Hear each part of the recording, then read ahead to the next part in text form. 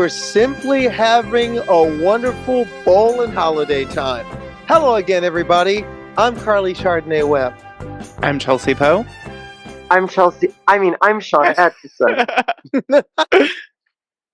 And we're the Gridiron Girls, at least for the time being, because the transition game is coming. We love a good transition. And so we're going to be shifting things up, changing it up a bit in the next, I don't know how long. I don't want to put like a time frame on it because frankly, I'm always running late to anything every week. So I'm gonna let you're gay. It makes sense. Yeah, the debut of the evolution of this great podcast. The debut of our evolution is coming next week with our holiday show. Gridiron Girls, the transition game. It is the next step forward. We're figuring since football season is winding down, we've done our first step. Now we want to take the next step in our own transition. Pardon the pun. And we're going to make so many. I mean, we already make a lot of trans jokes because, I mean, look, it's right there. If we're doing this, like, we're like the one podcast that exists in the world. Absolutely. Also, there's like 5 other podcasts we learned named the Gridiron Girls. So right, we were like, shit, we are a little late to this game, and that's okay. You know what? We are more than so smart. I had no idea until you two told me. So, I mean, I saw Chelsea was like, oh yeah, and I uploaded the podcast. I'm like, oh well, here, let me go search for it. Shit, where are we? Roll. That is true. Oh, the real results are on the second page. First page, that's all mainstream. Too mainstream. Too mainstream for here. As I'm repping my one of my favorite local bars in Cleveland. It's called No Class, and here I'll show you. It's Cleveland's gayest metal bar. So, what is like the vibe of most of the metal they play? Is it like Iron Maiden or is it like Nile and Dying Fetus?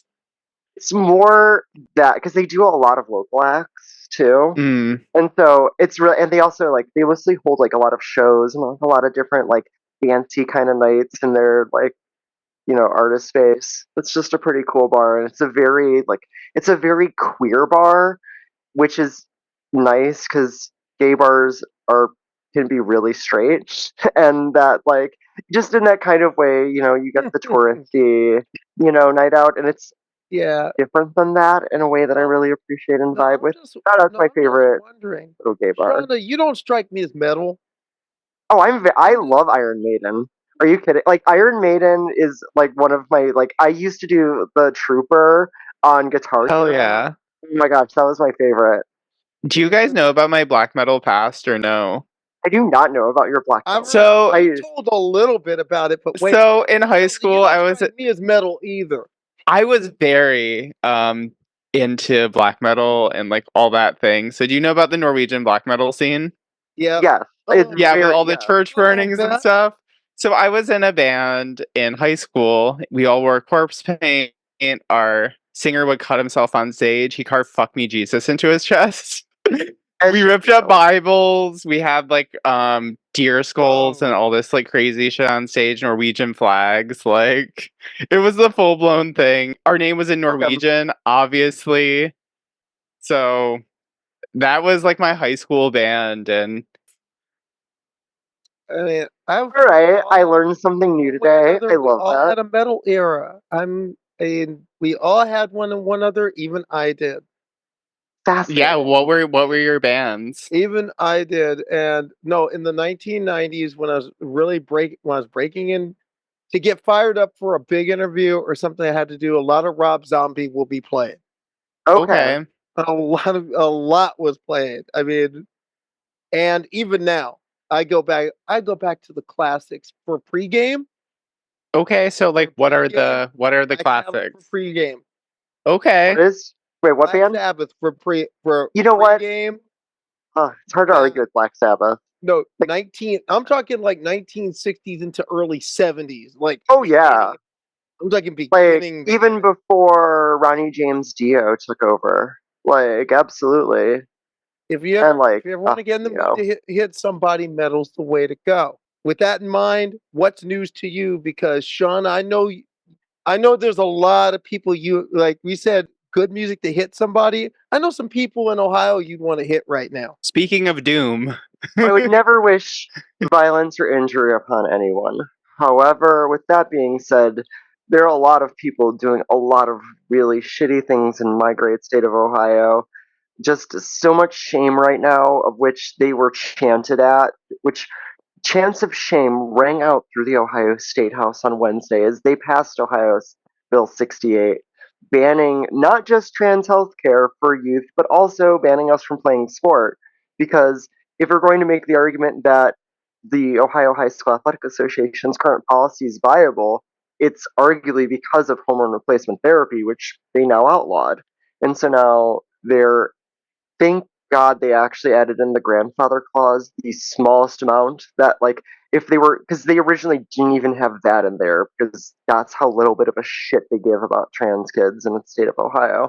So, shame on you, Ohio legislators. Having watched the hearings and watching the vote earlier this week, I would agree with those chants. Shame, shame, shame. Chelsea, what's news to you?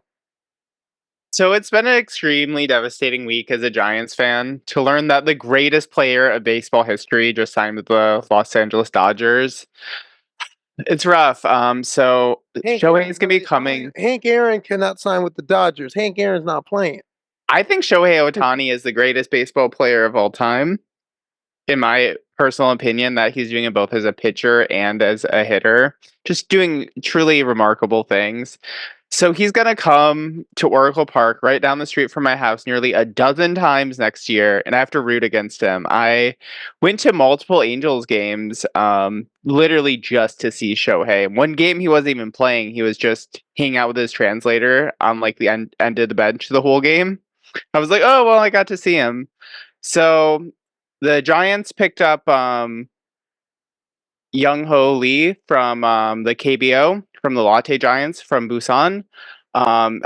So if the Giants and Dodgers rivalry needed any more heat, we just threw in the rivalry of Japan and Korea, which involves colonialism and decades of occupation.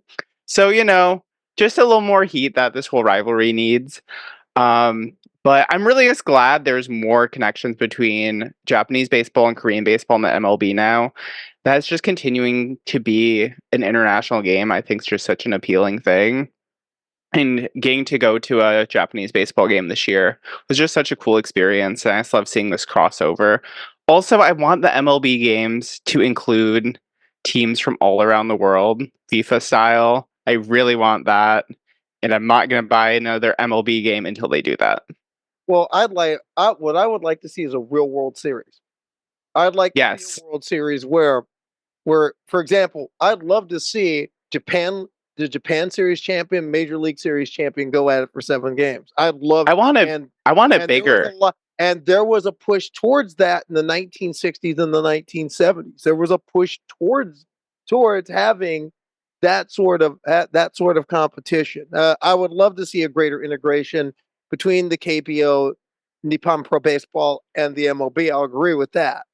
Now, what's news to me is a Florida high school this week got hit with a $16,500 fine for being in violation of the state's so-called Fairness in Women's Sports Act. The school, Monarch High School in Coconut Creek, it's just north of Fort Lauderdale.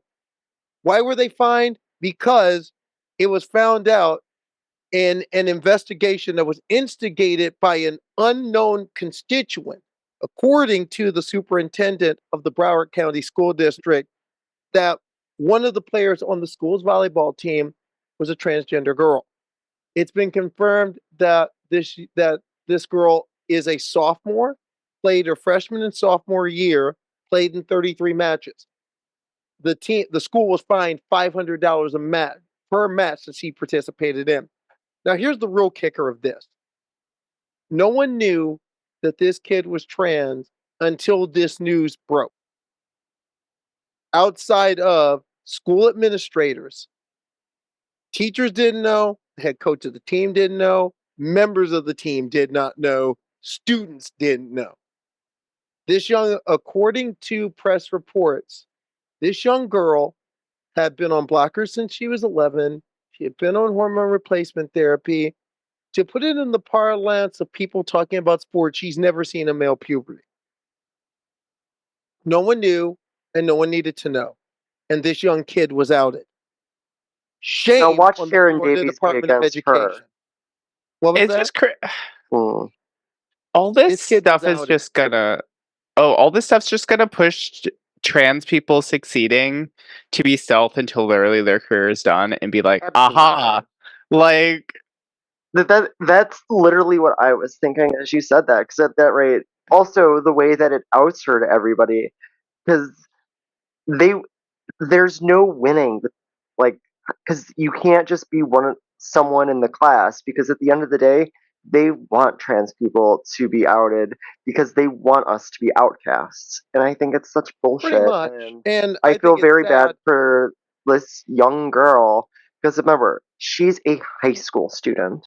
These are children, exactly. and that is what's And so there was infuriating about all of this. But one silver lining in this, if there is one, where the student protest the day after this came out, late November. And one student in particular stood out. The captain of the volleyball team at the school. Senior named Jordan Campbell. And what she said to NBC6 Miami spoke volumes. And all the things like, their main argument is about fairness and like sports, and how she probably could have like helped us win in ways, or like about fairness and equalness in sports, but like how about like fairness among like humans, just us as humans? Because right now she's not being treated like a human. She's not being treated like she's worth anything to anyone. Like the things that people have to say in school and like in social media and comments is just beyond disgusting. Like it truly is disgusting. And she's a human. She deserves to be treated like one. Like how about we bring fairness into that? And the scripture tells us out of the mouths of babes, and it's true. You can look them up. And also, you can look us up as the Gridiron Girls /Transition Game crossover continues. And in our next segment, we're going to look at the NFL LGBTQIA, and playoffs are coming up. Playoffs in the NFL are coming up. It was a wild week. I'm Karleigh. She's Chelsea. She's Sana. We're the Gridiron Girls. Stay with us. What do you say to people who say, you are hurting me? You are hurting people I care about. You are hurting my community. You are causing pain. I don't want to be considered a bigot or a transphobe. NCAA forced female swimmers to share a locker room with Thomas, a 6'4", 22-year-old male who was fully intact with male genitalia. I don't want to be considered a bigot or a transphobe. Leah became the first male to win a national title on the women's side. I don't want to be considered a bigot or a transphobe. Not only were my teammates and the other female swimmers and I forced to compete against this 6'4" biological man. I don't want to be considered a bigot or a transphobe. Look, I know the guidelines for the competition, but what are the guidelines that just allowed this man into our locker room? I don't want to be considered a bigot or a transphobe. The NCAA is a perverted organization. They platformed a biological male who won a national championship. Someone should have just took care of it the way we used to take care of things in the 1950s or 60s. I don't want to be considered a bigot or a transphobe. I don't want to be considered a bigot or a transphobe. I don't want to be considered a bigot or a transphobe. I don't want to be considered a bigot or a transphobe. I don't want to be considered a bigot or a transphobe. And welcome back to the Gridiron Girls Transition Game, Transition Defense, the new crossover, the next evolution. I'm Karleigh Chardonnay-Webb, along with Chelsea Poe and Shauna Atkinson. And the NFL LGBTQIA is into the playoff phase now, or the consolation phase. It depends on where you are. And it's still a playoff. It's just a consolation playoff. It's just like the NIT. Yeah, we're in the NIT. Yes. That is the correct framing, I think. Well, I'm just wondering you two had the rematch. It was fine. Justin Jefferson getting injured again. I was like, you know what? I'm just going to play him. This will be great. I've got my guy back. And he's gone again. But he's maybe playing again, but I'm probably sitting him because my wide receiver core is really good, and this has been my problem all season. Whoever I start does not do well, but whoever's on my bench blows up. If it's Jalen Waddle against the top-ranked Jets defense, he's going to get 30 points. But next week, I go like, oh, I should play him. What does he do? Jack and shit. Jack left town. You should put the people on your bench to start.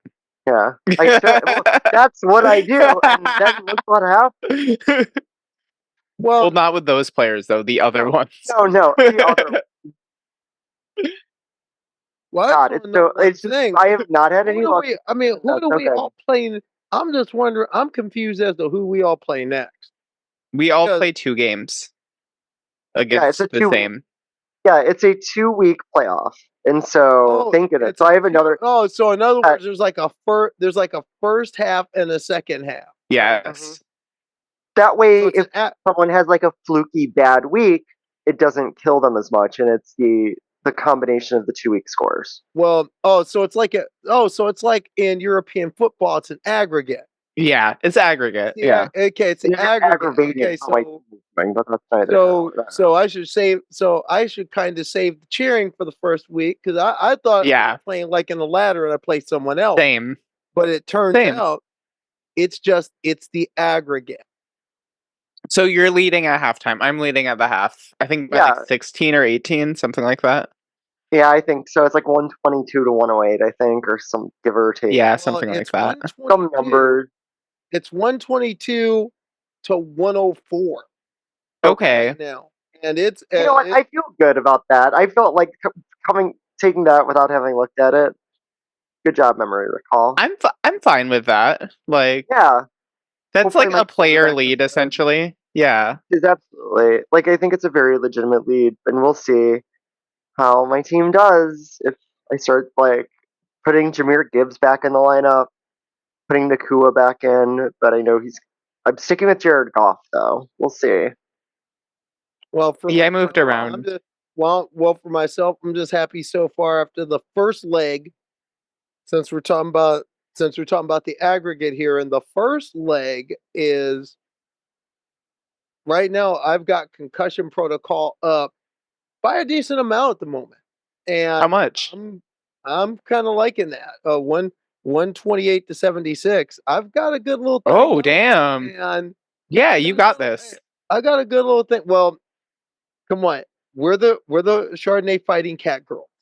We never just totally just have it. Okay, that's not something that doesn't always happen. It isn't like we're just. And it's been a wild year of the team of the multiple tight ends and multiple quarterbacks and no running backs, as you can see here. You have a 52-point lead, though. You're okay. Protocol got hurt by Kirk Cousins getting hurt. And Kirk Cousins getting knocked out didn't help. But there's still a lot. There's still a lot to play for. Jake Browning has come through big time. Jake Browning has been what I was hoping Joe Burrow would be. It's crazy he's even still playing football. Like, when I saw his name this last weekend, I was like, really? He's still playing football? Huh. Tell me. But you know what? That's something. And just taking a quick look back and just get one more look at what you two were up to last week. And that was a wild game in itself. It was close. Look at your own playoffs right now. You're up 122 to 104, like we said. Okay, I'm fine with that. All right, look at last week's though. Like, let's watch this terrible output from my team. Terrible. I had one person go off. I can't remember who it was. You did. But like I said, you're still in this thing. I think it was. But the big question is the quarterback position, because Sasha Gray Pride has a game changer and Jared Goff has a game manager. Well, he managed to not score many points for me, so hopefully he manages to put more on the field next game. That offside call, I would have had so many more points last week because of that. It went up on my score for a minute. It went up and it showed the actual thing. I was like, oh wow. Wait, very how many nice. points did that give you? It was like 8. That's a good fucking play. Alright. Yeah. Bullshit. And then I saw the depressed Taylor Swift look, and then I posted that. I'm like, that's how I'm feeling right now. Taylor Swift right now, game changer or game manager? She's obviously a game. What? How? We talk about her every single week on the podcast. I have the Taylor Swift Eras Cup right now. She is this podcast. She's probably been the only content that has been through every single week. Honestly, can we name one other person who has been talked about every single week? Except the first couple weeks. We didn't really talk about Taylor. We didn't really talk about Taylor Swift until week 4. Once she came on the scene, we have talked about her fairly consistently. Every single week after she's come to the first game. But that dichotomy that I asked about, the reason why I'm asking about is something actually, Shauna, that you pointed out. Cam Newton, former NFL quarterback, now Gadfly producer, podcaster, has kind of been raked over the coals the last few days about saying that certain high-level quarterbacks in this league are just quote-unquote game managers. And, quite a few people in the assorted television punditry didn't say very nice things about Cam, and some even said that Cam's bitter because of his own 11-year career. But this is a piece of what Cam had to say about it. And if you want to hear the whole thing, we're going to put this thing in the His outfits are so funny. I love his outfit game. Always had style. But you need it. But let's hear what Cam had to say, because it sounds like he had a lot to say. When I see a guy like Brock Purdy, yes, did he make hell of a throws? Yes. Is he making elite decisions? Yes. But he's putting it in guys like Deebo Samuels and Christian McCaffrey. Like, that's the point. When you think about those teams, first thing I think about with the Cowboys is the defense. Is Dak Prescott playing lights out ball right now? Hell yeah. But the first thing I think about is the lights out defense. When I think about the Miami Dolphins, it's Tyreek Hill. It's not Tua. That's not to say Tua's not having a great season. When I think about the 49ers, it's not Brock Purdy. This is Christian McCaffrey, Deebo Samuels, that unbelievable defensive line. Kyle Shanahan, who's calling his ass off with just putting the schematics in place. These are guys I fuck with. These are people who I respect. Being a game manager is not something that it's a backhanded compliment. A game changer is this. As an organization going into the offseason, our main pick or our main emphasis on trying to decide a quarterback is, oh man, we got to go find us another A-Rod. The next Patrick Mahomes, Josh Allen, or Lamar Jackson. And this may make a lot of people feel a certain type of way, but it's the truth. I don't see people going into the draft as executives of franchises. They don't say, I'm going into the draft to find another Dak Prescott, Brock Purdy, Jared Goff, Tua Tagovailoa. Remove you from that source, and does that team still be successful? Most of those players that I named, those teams will still be successful in some way, shape, form. I'm not bashing anybody, but sports media outlets have been doing that for years. I thought that was I really appreciated how he expanded upon his argument after getting knocked for days for, like you were saying. And I think he makes a really great point that game manager shouldn't be seen as this negative aspect. I mean, look at my own Cleveland Browns right now with Joe Flacco, once deemed as elite for being a game manager who let his defense win games for him. And I don't think there's anything wrong with that. There's a lot of ways to be successful in the NFL, and being able to play a good and sound football game that isn't making mistakes, that's taking advantage of the big situation when you need to, I think there's nothing wrong with that, even if that's not the goal.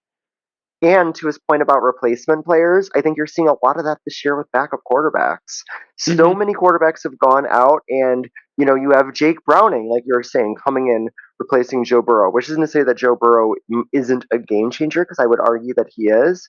But I think there's still something to be said for this value above replacement player that I don't know that Brock Purdy moves the needle in the same way that a Patrick Mahomes does, and there's no shame in that. Well, I agree with it. And at first, when you first sent me that clip, I was all set to be a typical sports journalist and jump all over Cam Newton. But I listened to it, listened to all of it. And I saw USA Today's Cam Mike Freeman also changed his mind too. Barely I said to you, you just earned a subscriber today. I subscribed to Cam Newton stuff today. It was entertaining. It was very. I watched all 10 minutes of it, and it was fair. One, it was fair, very authoritative, and I'll say this: somebody's pre-game show next year, you might want to give another look at Cam Newton. You may want to look at him because he broke that down, and he broke it down well, and I agree with him to a point. But also, I look at these euphemisms, and one of the names he mentioned when he called out certain executives in sports television, especially, is a person I used to work for. So one of those people was a person he used to work for. I used to work for at one time. And it is very true. What he says is a very fair point. And as I grew older in this business, as I grew up in this business, and also getting a chance to work close with a lot of former professional athletes, you realize that there is a point. They can do what you do. Maybe not as well as you do it, but they can do what you do. But you can't do what they do. And that's fair. Sure. And you know what? That's a fair point to be made. Now, I also think that game manager, game changer, those are euphemisms that when you really think about it, they're overused. Another one is system quarterback. Yeah. Because when I hear game manager, I think system. And the fact of the matter is, there are people say he's a system quarterback. No, all quarterbacks are system quarterbacks because all teams in one way or another run a system. And the goal, and why are we penalizing a team for having common sense? Why would you run a drop back system when you have Patrick Mahomes? You don't. Why would I try and run, say, option football with a Peyton Manning? That makes no damn bit of sense. And what you're finding now is that teams are getting smart. Instead of trying to fit a quarterback to your system, no, they're fitting their system to the person they got. Like when that's what you got to do. Well, I agree. When Peyton Manning went to Denver, Denver's offensive coordinator was like, no, we're not going to fit you into our offense. You're going to bring Indianapolis's offense to us. What do you like to run? What do you feel comfortable with? And that's what teams are going with. I agree and understand that maybe my thing is the most important thing a quarterback has to do is don't make mistakes, don't turn the ball over, and most important, but when you have to make a play, when it's on you to make the play, you make it. And I see it like this. If a quarterback is doing those things, he doesn't have to be great. He just has to be good. And be great when you need to be. There's not that many Patrick Mahomes out there. There's not, and to tell you the truth, when you really think about it, how many truly great quarterbacks? I mean, when you think of the top 5 quarterbacks to ever play, whose names are on that list? Tom Brady, Montana. Brady's there. Personally, maybe Roger Staubach, maybe. To me, the greatest quarterback in the history of professional football, to me, will always be John Constantine Unitas. And I'll fight anyone on it. I could see that, yeah. I thought you were going to say Kenny Pickett.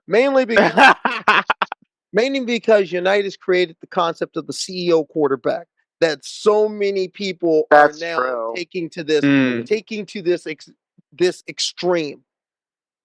That was Unitas. And then it came to Montana and it came to Brady.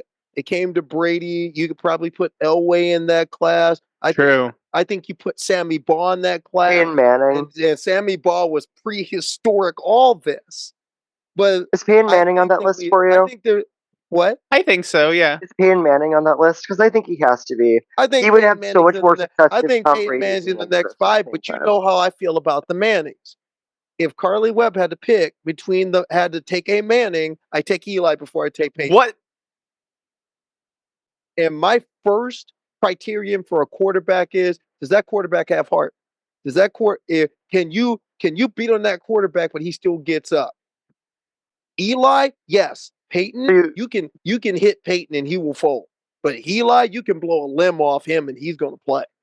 You just sound like Gene Hackman in The Replacements. Are you going to sign Footsteps Falco from Ohio State? Eli Manning's one of the toughest quarterbacks I've ever seen, ever. He could play for me any day. And another guy, as soft as everybody thinks he is, Kenny Pickett. Caveman. And I love Tom Brady. Tom Brady could play. No, I love Tom Brady. Who thinks he's soft? No, a lot of people. Some people think because Tom really looks. Really? Who?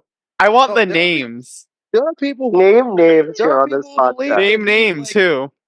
There are certain people who believe that Tom Brady can get is a little soft. He's not. Tom Brady's a caveman. I love his toughness. Tom Brady is a tough guy. He's a caveman. And that's the type of quarterback I want. I value heart, and I'm going to say it, balls more than talent. Because there's a lot of people.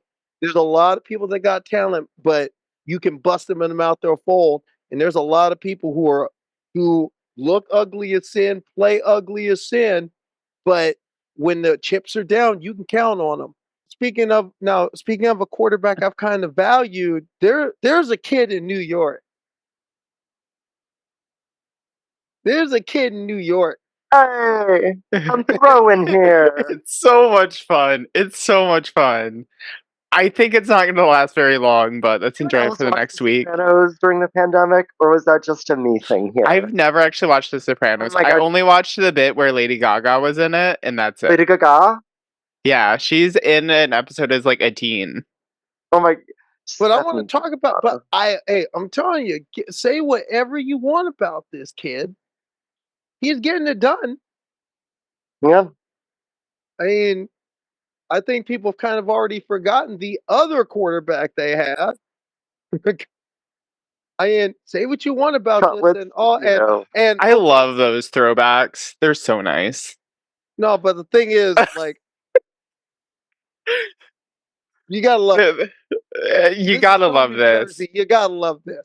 It's so great, and that he's living at home with his parents right now. See, I read about that. I was like, wow. Oh, wait, do you have the part where they kiss? They do. Oh yeah, they both kiss each other on the cheek and hold. I didn't see that. Yeah, no, yeah. But that is just cool. I mean, but you see, the NFL, fun. in a bigger sense, the NFL the corporate NFL needs this type of fun. It just does. Well, that's they get the no fun league, but honestly, NFL, the no fun league, big cultural fun moments, and it's weird and it's so football. But I think Tommy DeVito and Taylor Swift fever are, despite all of the injuries, I think this has been a very fun season of football. For sure. Yes, it is. It's very really nice. And one thing, there's already Tommy Cutlets gear. Of course. There's Tommy Cutlets gear. Did you see the spread that his family has before the game? So all of his extended family is doing these like Italian pre-game things, like tailgates outside of the stadium for fans and like people. If they're doing those spreads, I'll come by because I like some Italian food. I will come. You should do it. I'll tell you some gabagool. I will wear. Hey, you like the gabagool? I love the gabagool. I love a good gabagool. I love a good Italian sandwich. Is actually one of my favorite deli go-tos. It's like my test of a good sub place is how good is their Italian. For me. And all I can say is Tommy's off to a good start, but he's got a way to go. I'm just wondering, how far could Tommy Mania go? How far could it go? I have a better question. Are we still going to be talking about Tommy DeVito after Christmas? Because I don't think so. I think it's going to end very fast. Well, I don't know. right now, I think we'll be talking about him, but to me, the true measure is Tommy, you'll know you'll make it big when you have Tommy's Italian Army. Run, Paisano. Right. Throw a Paisano throw. When you get to Franco Harris level, then we'll have something. Tommy, I'm gonna give you something to shoot at. I can just hear Captain Lou Albano saying, "Hey, Paisanos!" from the Super Mario Super Show from when I was a kid. Yeah, bringing me back. I just think it's fun. I'll put it this way: when this happens to Tommy, then I'll buy. If something like this happens to Tommy, yes, I'm bringing my Steeler bias in here right now. I own it. Steeler bias? I own it. You having a Steeler bias? Hey, you know I have a Steeler bias, and I own it. When it was Franco's Italian Army, Franco Harris got to meet the man himself. He got to meet the chairman. The chairman of the board became a member. Francis Albert was a member of the Italian Army. Now, when Tommy DeVito gets to start that big on the bandwagon, then I've got number 15, something you can shoot at. Who would be the most famous Italian American who could link up with him? I guess Danny DeVito. I guess that's the real thing. Not his brother Danny DeVito, but the brother's name? Real one. Yeah, that's also his brother's name. His name, yeah. Now, one thing before Christopher Moltisanti. Donna, games we should be watching this week. Ooh. And we've got Saturday and Sunday games this week. So what game? Obviously, that Bears-Browns game is now of higher importance. Yeah, honestly, I think that I was so excited when the upsets last week. My Browns are looking like a playoff contender, even with a landslide of injuries. And my God, Cleveland has had so many injuries this season. You know, obviously Nick Chubb went down early in the season, and then Deshaun Watson, etc. But also now we've lost Grant Delpit for the season after just getting a contract extension. Like literally got a contract extension earlier in the day, and then he got injured out for the year. It's been that kind of year, and it's Maurice Hurst also went out, got just devastated by injuries. But here's hoping that we can get that going on. I'm excited. Oh, I gotta say, you were right. Yeah, it looks like you just might be right about something. Dolphins home field in the AFC. I mean, I think Ravens are going to be first seed. Yeah, I think it's Ravens and Dolphins. That's going to be the 1 and 2 hard to beat. Or rather, Ravens at the top, but the Dolphins are looking good. Who you got? Ravens, Jaguars. Who you have? I think the Ravens take it. Yeah, the Jaguars are. Sure. I mean, Trevor Lawrence was playing on one leg last week, but he played pretty well. Which makes me question the ankle sprain that he suffered, because it was not as sprainy as I thought it would be, but we'll see. I think the Ravens have it, but I would love to see the Ravens lose. Don't get me wrong, because this league makes no sense. So no sense whatsoever. Oh, it does, because the game last night. Oh God, that game last week. That loss, 63-21, and now all of a sudden, you're talking about the Las Vegas Raiders are in this playoff scrum right now. They're in the fringes of the scrum. They're not out of. I mean, nobody's really out of it yet, except for maybe 3 teams. A lot of people can still hope to be playing in January. It's not close at all. I mean, even my Steelers are in it, and who knows Mason Randolph could be quarterback now.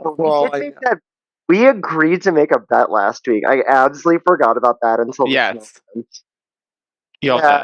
well, let me put it this way. Whatever your price is, I'll do it on the holiday show next week. Well, we won't know until the Browns and Steelers make the playoffs, because that was either way, you got to figure out you got to figure out my punishment. Okay, I'm going to be pondering. Dog collar. I'm starting to think about yours. But you have to make it hard because she likes that shit. See, that gives me a look here, you little shit. Now, how dare you say things that are insane? When we come back to Gridiron Girls transition game, the evolution, college football bowls. I have a game for everyone. There's a game for everybody. Are there too many? We'll talk about that. I'm Karleigh, she's Chelsea, she's Shauna with the Gridiron Girls. Stay with us.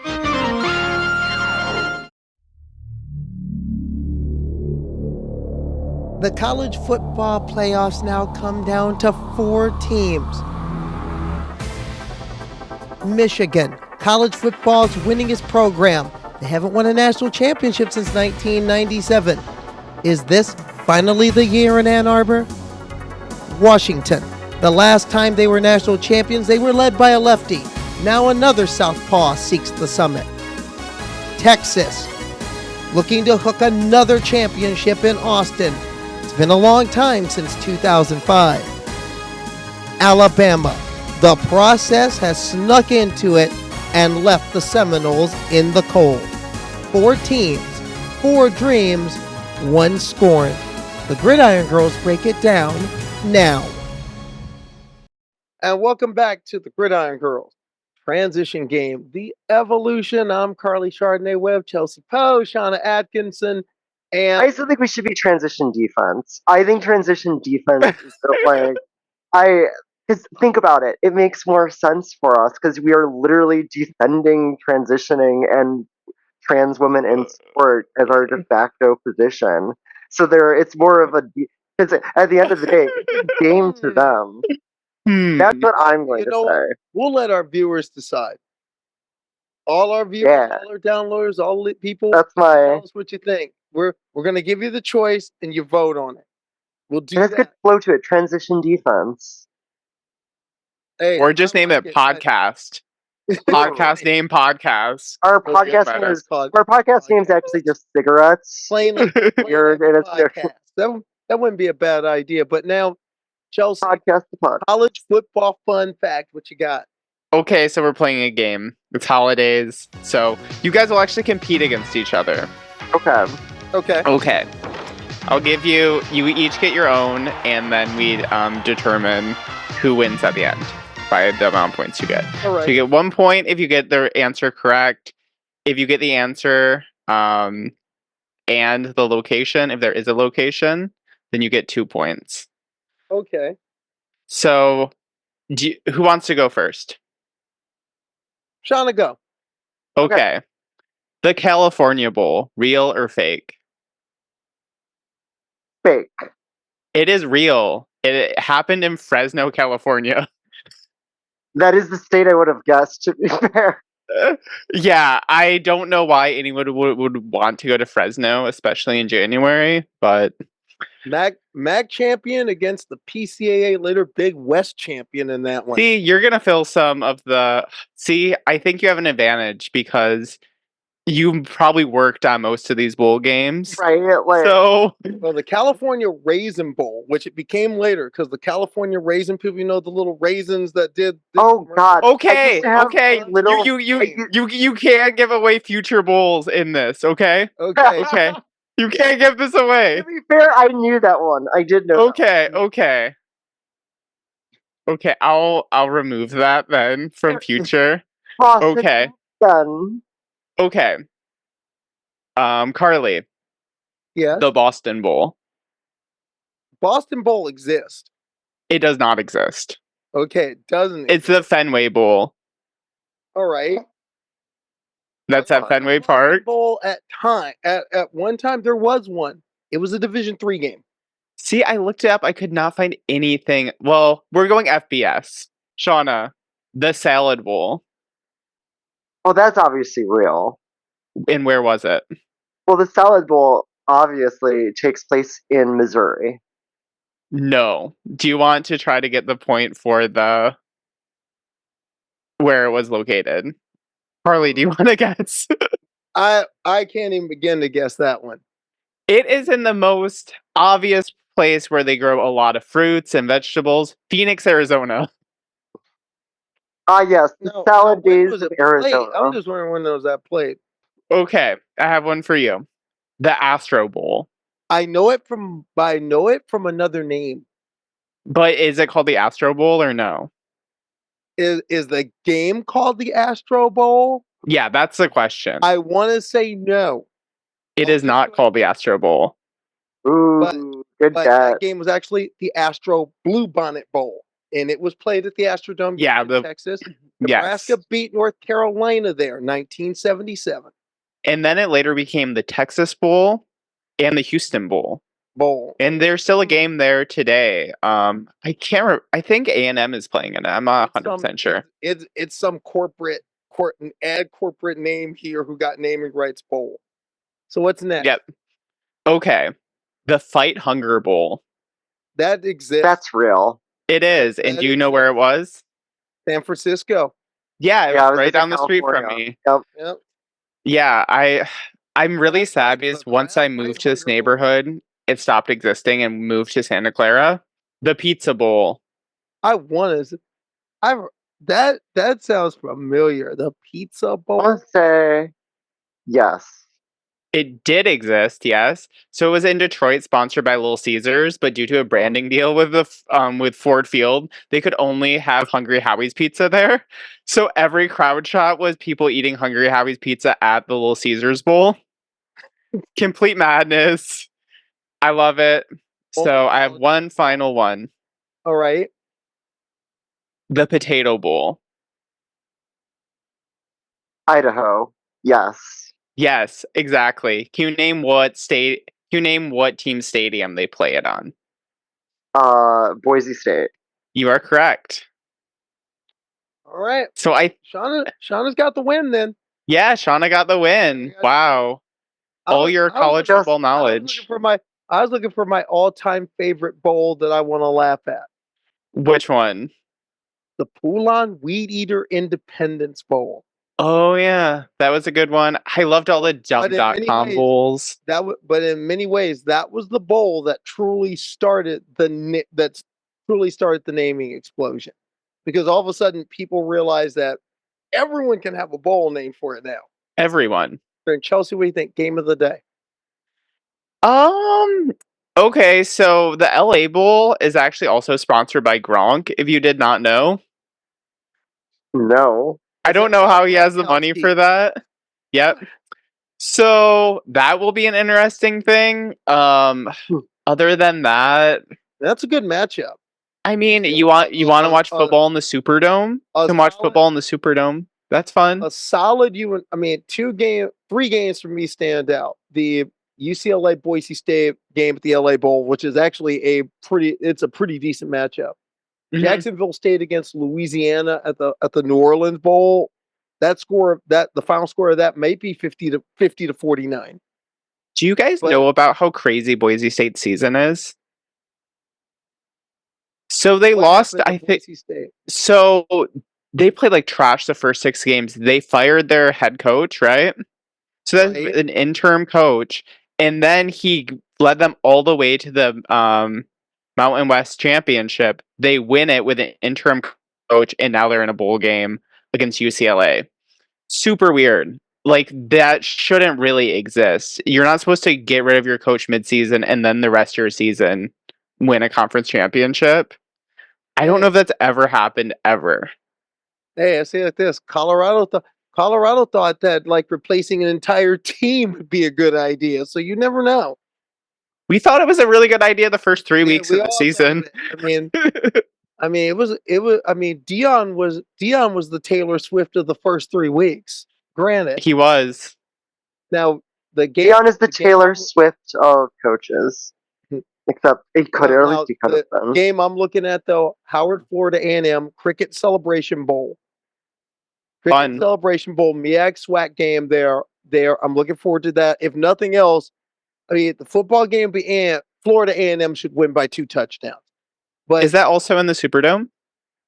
No, that's at Mercedes-Benz Stadium. Oh, okay. But I'm looking at who wins the Battle of the Bands. I'll take Florida. I'll take the Rattlers and the points.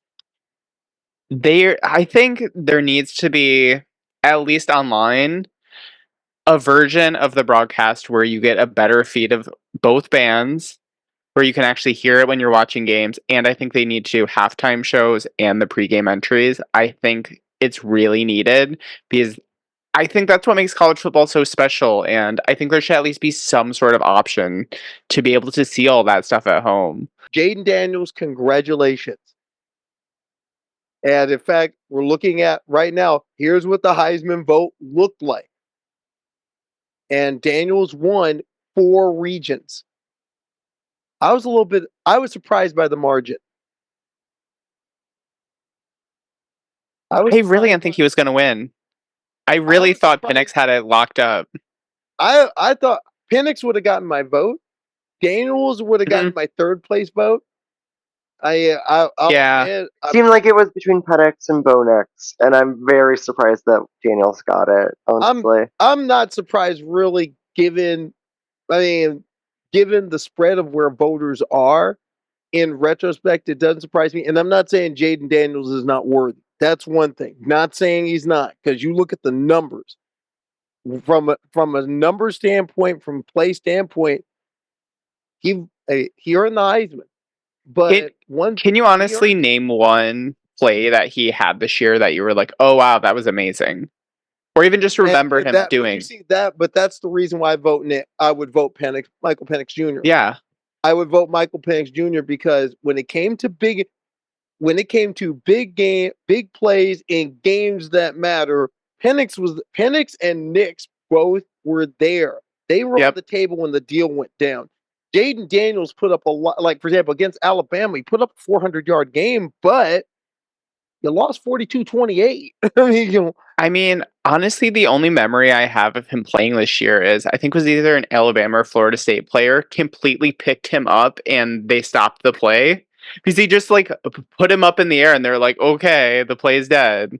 Like, I don't remember him doing that. That's like my only memory of him. Just like my only memory Kenny Pickett playing football is his fake slide.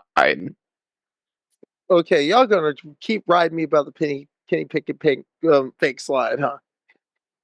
I mean, it's a cool move, though. Like, as I said, if I picked him up on I'm just saying, it's a cool move. Like, there's not very many career-defining things that you can do off one move as a quarterback. Leave him alone. Leave Kenny Pickett alone. I'm just saying. I won't make promises I can't keep.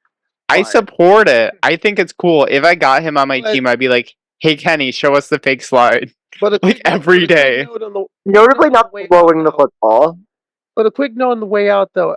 How much of the lust does the Heisman still matter? I mean, we watch it every year, don't we? It seems like less so this year, but I think that's because there really wasn't that standout player. That the fact that there was it seems more meh this year, but I think that had more to do with the 3 candidates that were at the top than it does about. That's why I think ESPN ran that 30 for 30 on the Heisman class of 1997 right afterwards to remind people that. Because I'll tell you, and by the way, that documentary, watch it. It's really good. Watch it. It's excellent. And watch it. And and in many ways, if you want to see how college football got to where it is, that the late 90s into the early teens, that was when it really started getting when stuff like game day really started exploding. When we come back on the Gridiron Girls, transition defense to evolution, you want to at least give the name a tryout. We're going to be talking about the wildest story in the NBA on the wildest man in the league right now. But coming up first, Kirby's Corner. Hey, Kirby. Don't you hate Kirby me? What's this about you guys changing your name? Are you going to rebrand me too? Hey, I could use a rebranding. How about, I got an idea, called the podcast The Kirby Show. After all, I'm the cutest, most important thing on it. Okay, Curb, how about some picks? Bengals, Vikings. Bengals will win it 30-17. Jake Browning's just that cool cat.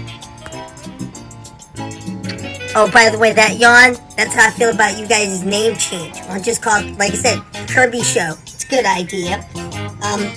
Lions 34, Broncos 21. My NFC cool cats will get that done. Panthers, Falcons. The Panthers can't lose the rest of the season, can they? I don't think they will. Cats don't lose to birds, 21-20. A cat's got to play a bird that they're going to most likely lose to. Jaguars-Ravens, Sunday night game. That's not going to happen either. Yeah, I know about Lamar Jackson, and you know what I say. Jackson Smackson. Jaguars 28, Ravens 26. Even with Trevor Lawrence basically playing on one leg. Oh, and I know about all these bowls. Why is there so many bowls, Karleigh? There's too many bowls. But I found out about this Myrtle Beach Bowl thingy. It was... Wait a minute. You mean there's a cat in this game? Ohio? Oh, the real Ohio University are called the Bobcats. That's how I feel about that other university in Ohio. They're boring.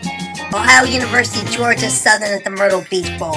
Ohio University's gonna win that thing 24-10. Oh, by the way, Karleigh, about the college bowls, there's only one bowl that's important. The cat food bowl.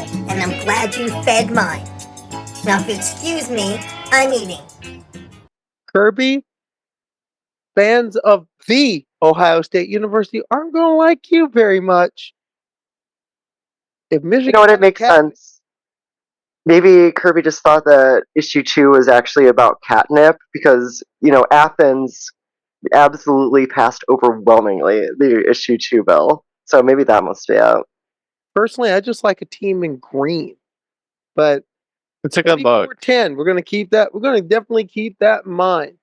Now, as we head into the home stretch in the last call, before we go there, speaking of green, there's a certain green we got to talk about.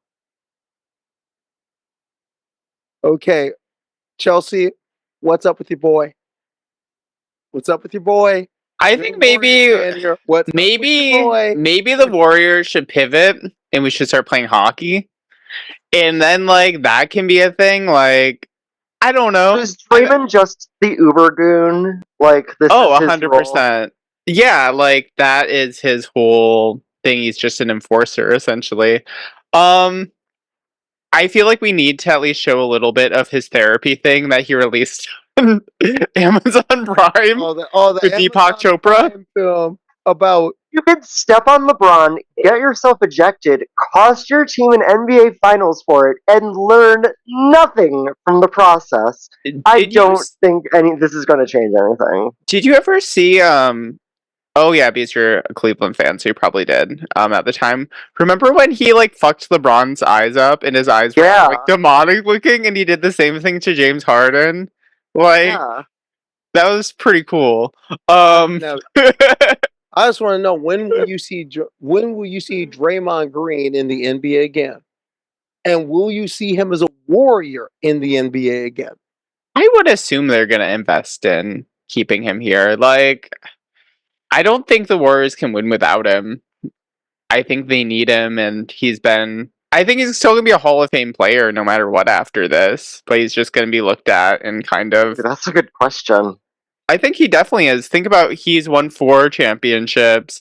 He was a part of that core team the whole time. Like, Warriors fans like Draymond as much. Like, you honestly see as many Draymond jerseys walking around as Klay Thompson jerseys. I believe that. I absolutely believe that. Because, like, I would say that both Klay and Steph are Hall of Famers. But I don't know if Draymond is. I think he 100% is. I mean, if you're a part of a core team like that, I feel like you kind of have to be. Because he's as much of a... Like, I don't think Steph could do what Steph has done without having an enforcer like Draymond. And I think if Draymond was on your team, you'd be, like, happy to have him on your team. Oh, absolutely. He's 100% one of those guys you love to hate. And I appreciate that archetype of player in a big way. Like... God, I felt the same way when Kendrick Perkins played for the Cavs. I was like, I hated Kendrick Perkins on the Celtics. He's definitely he's speaking of that enforcer goon role. Well, he's definitely a guy who you like if he's with you, but you hate him if he's against you. But that's a good question. Is he a Hall of Famer? Yeah, and I'll say I think that all of his shenanigans keep him out. I don't know. I think the shenanigans might, but here's the thing. Remember, the Basketball Hall of Fame is different. Because the Basketball Hall of Fame takes into account all of your basketball. Think about the high school. I mean, think about it. He was consensus. He was a National College Player of the Year. He was a consensus All-American. He went. He helped Michigan State get to the Final Four twice. That is big. I mean, that's hefty credentials already, and then plus what he's done in the NBA, which is formidable. Yeah, I think formidable. I think he has to be. But I think he serves at least a 25-game suspension. Yeah, it's not like he did something like small potatoes, like beat a woman. I don't like it was, him, he wouldn't. Why would he get? I don't see him being outed for a season. I don't see him getting like the Malice in the Palace type penalty.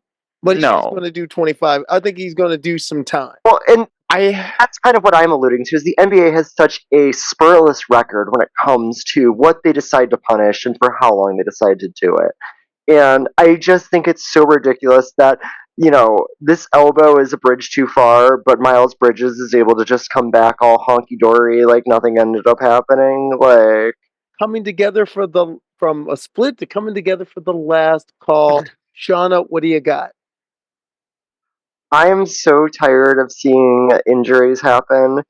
News broke earlier today that not only is Darius Garland out for getting hit in the face again, and his jaw got fractured by Kristaps Porzingis against the Boston Celtics, but apparently Evan Mobley needs surgery on his knee and is now out 68 weeks, and I'm really nervous because I think that this might be a premature end to the Donovan Mitchell era in Cleveland, which makes me really sad because watching him's been really great.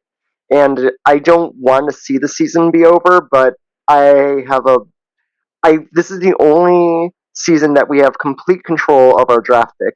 Thank you again to former Cleveland Cavaliers owner Ted Stepien for being so incompetent that they actually named a rule, the Ted Stepien rule, that you can't trade draft picks in back-to-back years. So, because of that, we have ownership of our draft pick this year, and I think if you can trade Donovan Mitchell for a wing, like maybe Miles Bridges out in, not Miles Bridges is in Charlotte. Mikal Bridges is the one that's in the Nets. If you can get him from the Nets, I think you have to make the deal. And I don't like it, but I think it would make the team a better team. So here's hoping they can tread water. I'm going to be at Pride Night. It's just Saturday night for the Cavs, which I'm really looking forward to. Yeah, so it's cool. Everything's going to be decked out in rainbows, which you love to see. And honestly, maybe that's why the injuries happened. We passed this bill right before Pride Week, and then injuries have smited the Cavaliers. Perhaps the state should have done a better job of looking out for their trans youth. Chelsea, how about you? Okay, so I'm sold on the ESPN ads from like the mid-2000s. It's the best time of the year. It's bowl season, including the NFL and bowls. There's football the next 16 out of 17 days until New Year's.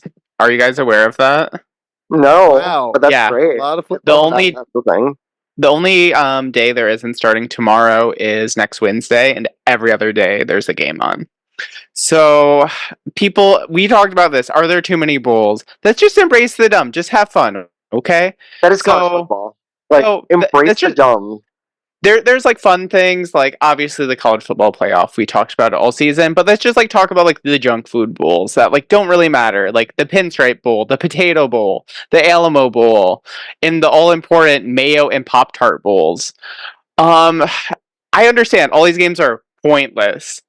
But for a lot of mid-majors, this is going to be the banners they're going to hang in their stadiums. They're going to put it in their Ring of Honor. All these like things. Players are going to get like a commemorative like neck pillow or something. It's going to be great, right? So there are some teams that actually have some like big things they're accomplishing this year. If you look at SMU, this is their strongest season since the death penalty. They're going to be playing in Fenway Park against Boston College, which feels like a very strange thing to be like, Boston College, play a few blocks from your campus, but it's fine. The mulleted team of Coastal Carolina, that's kind of been their whole image the last 3 or 4 seasons. They have multiple players with mullets, really embracing the whole South Carolina thing. They get to go to Hawaii for the first time. So, mullets in Hawaii, that's pretty fun, right? Small and Hawaii go together like college football and weird. So Mizzou gets a chance to get their biggest win since joining the SEC. Kyle McCord and Fleming left Ohio State, I'm assuming because they're trans allies. I think that must be it. They're like, we don't want to deal with this anymore. Yeah. We'll allow it. So once you get over that these bulls don't matter, just put them in the background during holiday celebrations. Glance them when you're at your local bar, like meeting someone for a drink or something. When you're dealing with like your last minute holiday emails and you just want like background noise. It's just like something you're gonna enjoy. So there's like either you're gonna see a coach get dumped with like a bucket of mayo. That's gonna be fun. Ew. There's gonna be a person in a human Pop Tart who's gonna be eaten by the winning team. Okay, and then like Gronk's gonna do something weird probably in LA, right? Sure. So like just have it fun. Why not? And then you can like kiss the 2023 season goodbye. See some weird bulls with teams you probably never watched or never thought would be matched up against each other and just like have fun with it. This is all just a dumb reality show. If you just embrace it for what it is, if you think about it as like having Below Deck on in the background or, you know, Real Housewives, just like think about it that way. It's just like fun and it doesn't matter and, you know, just have fun. Well, I'm also looking forward to at least three teams are going to have fun because they're going to be called national champions. Also, Division 3, Division 2, and the FCS national championship games. And I've kind of got a dog in that fight because I declared I'm picking someone in the FCS. I'm still hanging with the Montana Grizzlies, or as I like to call them, the Fighting Zoe Zephyrs. They have a semifinal game this weekend. Good luck. Go Grizz. Now, in my last call this week, you know, 2023 has been a great year for women's sport. You had women's college basketball set attendance and ratings record. Mm-hmm. You had the NCAA Final Four set an attendance record and set a television ratings record. Mm-hmm. And the negotiations are going up right now. The NCAA got an independent audit to study how much those rights should be worth, and they estimate it should be between $80 million to $100 million. So ESPN or someone else, come on down. It's a hot ticket. And if if ESPN does not come to a deal with the NCAA on the next women's Final Four contract, there are suitors lining up. The WNBA had a record year in attendance. Television ratings are up 15%. The National Women's Soccer League has a $240 million 4-year television deal now. That's a real deal, baby. And in the World Cup, and of course, Women's World Cup set ratings marks, set attendance marks, and has lit the fuse of women's soccer in Australia and New Zealand. Great job. Now, women's college volleyball has joined the line. Earlier this year, Nebraska had a game at Memorial Stadium. It drew 92,000 for an early season tilt with Creighton. Imagine if Nebraska and Wisconsin decide to hook up for an outdoor game. You'd have to build a whole new section to have the amount of fans you could get. Television ratings have doubled across the board. The Big Ten network said they had like ratings as much as 3 to 4 times higher than they've ever had. Ratings for matches on ESPN almost doubled. Attendance is up at the highest level in the history of college volleyball. This weekend's Final Four has already drawn a session attendance record, and they expect that Sunday's championship game will break that record. This year, the college national championship games, the semifinals on Thursday night, were in prime time on ABC. This is the first time that these games in this sport, its national championship, has been on the major networks since the AIAW. We're talking about 40 years. And again, the semifinals are in prime time. The championship game will be Sunday afternoon opposite the NFL. That's how much of a bet that's being placed on women's sports right now. And the main reason, to quote colleague and one of the best in the business, Ariel Chambers, show it, grow it. It's simple math. And Ari, you're right about that. You know, invest in women's sports. Get in now because that stock is booming. And that's the Gridiron Girls transition game, transition defense, the evolution, whatever you want to call us this week. And what name we end up taking, I'm going to leave it up to the viewers. You tell us. Leave a comment on our YouTube. Leave a comment on our Instagram page. Leave a comment at our Twitter, the Gridiron Girls Locker Room. And who knows, you might change the name of that too. Oh, but just a note, I know there's one of you thinking that you're going to come in here and say some nonsense. Dikembe Mutombo. Remember what he did, because it'll happen to you.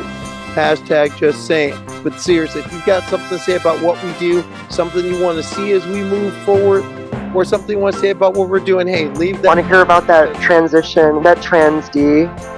Wait. Just kidding. Also, watch the Trans Perfect Music City Bowl. Indeed. On that note, now that I've broken Karleigh, I was like, I always try to get you two to smile during this, and like I usually catch Chelsea, and so I'm glad I got you there. That's why we love doing this podcast, because I can tell you this football season's been a lot of fun. And it's fun most of all because of all of you, the people who support us. And we appreciate it. And that's the Gridiron Girls transition game, transition defense, whatever you want to call us this week. I'm Karleigh Chardonnay Webb. I'm Chelsea Poe. And I'm Shauna Atkinson. Enjoy the games, enjoy the sports, and enjoy the friends and family. It is the holiday time after all. We'll see you for our holiday special next week.